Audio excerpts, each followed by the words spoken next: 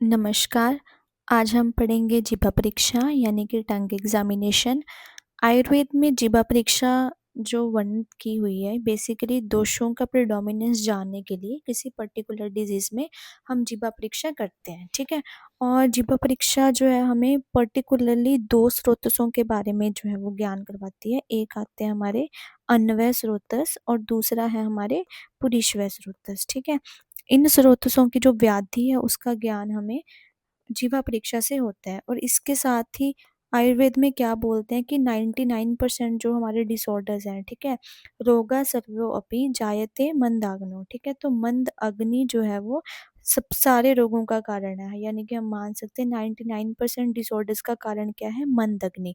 और इसी मंद अग्नि की जो परीक्षा है वो आप जीभा परीक्षा से कर सकते हो। तो यानी कि सिर्फ अन्वय और पेशवा स्रोतों की ही नहीं, जितनी भी हमारे बॉडी में डिसऑर्डर्स होते हैं उन सभी की परीक्षा आप जीभा परीक्षा से जो है वो कर सकते हो, ठीक है? जीभा की परीक्षा से हमें मेनली बॉडी के अंदर चल रही 2 कंडीशंस के बारे में जो है वो इन्फॉर्मेशन लेनी होती है। एक है आम और दूसरी है निराम, ठीक है? मैंने यूरिन एग्ज़ामिनेशन और सॉरी इसके पहले हमने जो स्टूल एग्ज़ामिनेशन पढ़ा था उसमें भी ये चीज़ बताई थी कि पुरीश की परीक्षा भी इसीलिए की जाती है कि बॉडी में आम और निराम की कंडीशन का पता लगाने के लिए, क्योंकि अगर आम कंडीशन में कोई डिजीज़ बॉडी में हुई है तो उसकी जो चिकित्सा है वो बदल जाएगी, ठीक है? इसी प्रकार अगर निराम की कंडीशन चलते हुए कोई डिज़ीज़ हुई है तो जो चिकित्सा है वो कुछ और रहेगी, ठीक है? तो चिकित्सा पर्पज़ के लिए ही हम ये सारी परीक्षाएँ जो है वो करते हैं और हमें ये जीभा परीक्षा बहुत ही इम्पोर्टेंट है। डेली प्रैक्टिस में भी इसका जो है हम यूज़ करते ही हैं, ठीक है? जितने भी वैद्य प्रैक्टिस करते हैं उन सबको वो पता ही होगा। तो चलिए शुरू करते हैं कि इसमें आपको करना क्या है, ठीक है? अभी तक हम जितनी परीक्षाएँ पढ़ चुके हैं उससे आपको कुछ तो ये पता लग ही गया होगा कि आम में क्या होगा, आम जो है वो क्या है, कच्चा है मतलब अपक्वत चीज़ है, ठीक है? और जो कच्ची चीज़ होती है वो कैसी होती है, वो चिपक जाती है, ठीक है? अगर नॉर्मली जो पेशेंट स्वस्थ है उसकी अगर आप जीभा देखोगे, तो उसकी जीभा कैसी होएगी, थोड़ी लालिमा लिए हुए, ठीक है? थोड़ी पिंकिश कलर की और बिल्कुल साफ होएगी, स्वच्छ होएगी, कोई स्मेल भी नहीं आएगी, ठीक है? उसके मुँह से। लेकिन जब आम युक्त होती है जीभा तो जो जीभा है वो कोटेड रहती है, उसके ऊपर वाइट कलर की एक लेयर बनी होती है जो कि मल की लेयर है, ठीक है?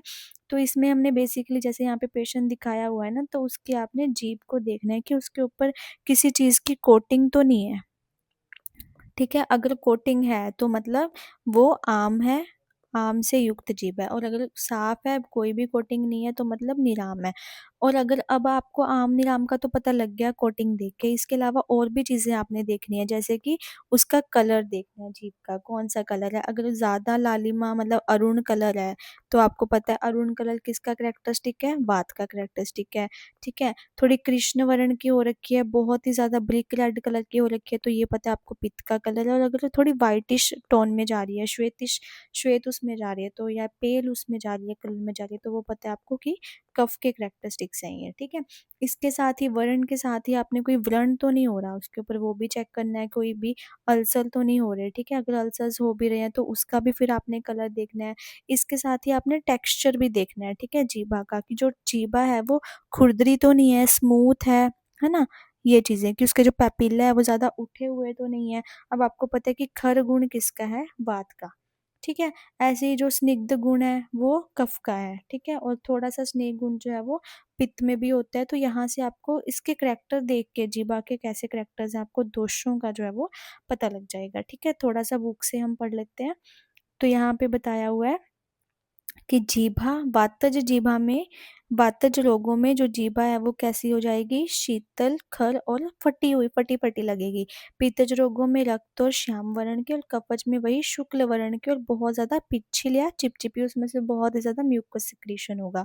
फिर व्याधियों का आप डायग्नोसिस भी कर सकते हो जीभा से, जैसे कि जॉन्डिस में या फिर पित्तज पांडु में आपको कामला और पांडु में पीत वर्ण की जीभा दिखेगी। ऐसे ही पांडु में श्वेत वर्ण की भी हो सकती है, पीत वर्ण की भी हो सकती है। श्वास रोग में पेशेंट बार-बार मुँह से साँस लेता है तो वहाँ पे अरुण वर्ण की, और जिसने विष का सेवन किया है उसकी जीभा अरुण वर्ण की होएगी। अजीर्ण में आम है, जिसकी बॉडी में अजीर्ण है या जॉन्डिस है तो मल आवृत शुष्क जीभा, ठीक है। टेढ़ी जीभा हो सकती है अर्दित रोग में। अर्दित क्या होता है? फेशियल पैरालिसिस, ठीक है। तो उसमें जो जीभा है उसकी जो कंडीशन है वो टेढ़ी हो जाएगी, ठीक है। फिर तृष्णा, अगर पेशेंट को तृष्णा निरोधज दाह है, मतलब प्यास रोकने की वजह से उसकी बॉडी में अगर दाह हो रही है, पित्तज बढ़ गई है, तो फिर उसमें क्या होगा? जीभा सूख जाएगी, शोष हो जाएगा। जीभा स्तंभ में जीभा जो है वो मूवमेंट नहीं करेगी, स्तंभित हो जाएगी।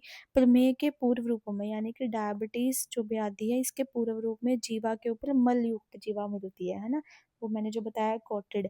और अमल पित्त में भी यही लेप मिलता है, कोटेड जीभा मिलती है। मदात्य के असाध्य लक्षणों में नीले कलर की जीभा हो जाती है, नील वर्ण की जीभा हो जाती है, ठीक है। तो ये आप जीभा का एग्जामिनेशन करके जो है वो पता कर सकते हो। मॉडर्न में हम क्या करते हैं? टंग एग्जामिनेशन करते हैं, जिसमें सबसे पहला जो आता है वो इंस्पेक्शन, ठीक है। इंस्पेक्शन में क्या करोगे? आप कलर देख लोगे, कोई स्वेलिंग तो नहीं है, टंग के ऊपर अल्सर्स तो नहीं है, कोटिंग है कि नहीं है। जैसे अगर आप एक डिजीज आती है डिप्थीरिया, ठीक है। डिप्थीरिया में क्या होता है ना, वैसे थ्रोट में बनती है लेकिन जीभा के ऊपर भी एक बहुत ही मोटी मोटी लेयर बन जाती है वाइटिश टिश्यू की, ठीक है। तो कोटिंग देखनी है आपने। फिर साइज़ देखना है आपने कि साइज़ में कुछ चेंज तो नहीं आया, बड़ी तो नहीं हो गई जीभा, या स्वेल हो गया, छोटा तो नहीं हो गया, उसका डिस्ट्रॉफी तो नहीं हो गई। डिस्ट्रीब्यूशन ऑफ पैपिला, जो हमारे ये बर्ड्स रहते हैं ना, टेस्ट बर्ड्स, ठीक है, उनका डिस्ट्रीब्यूशन देखना है आपने कि वो कम तो नहीं हो गए। फिर फीजर, कोई उसमें क्रैक्स तो नहीं है जीभा के अंदर, वो चेक करने हैं। एयरट्रॉफी एंड हाइपरट्रॉफी, ये चीज़ें।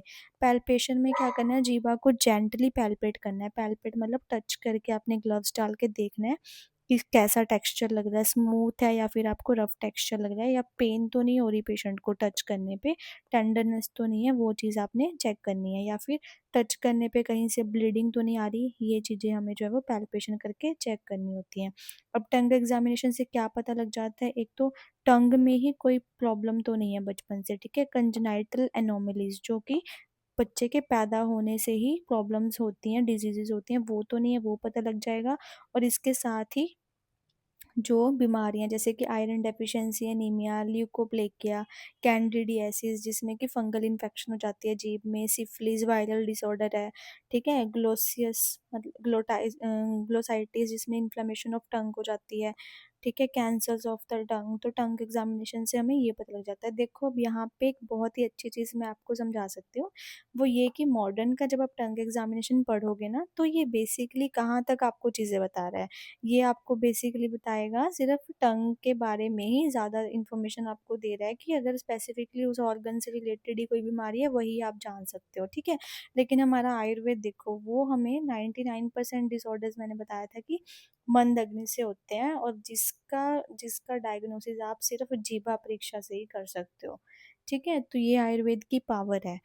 आप इसमें और रिसर्च कर सकते हो। अब जब आप डिजीजेस पढ़ोगे, जहाँ जहाँ पे भी जीवा का करेक्टरिस्टिक दिया हुआ है किसी डिजीज में, जैसे पांडु में अगर वो बता रहे हैं कि मलयुक्त जीवा है, या फिर किसी अजीर्ण में बता रहे हैं कि कोटेड जीवा है, तो ये चीज़ें आप खुद वहाँ से पढ़ के एक लिस्ट बना के फिर जब आप ओपीडी में बैठोगे ना, तो उन चीज़ों को आपने देखना है कि हाँ ये पेशेंट में मिल रही हैं कि नहीं मिल रही हैं, ठीक है। तो हम ये ख़त्म करते हैं अपना टंग एग्जामिनेशन। नेक्स्ट वीडियो में हम अपनी शब्द परीक्षा कंप्लीट करेंगे। Thank you.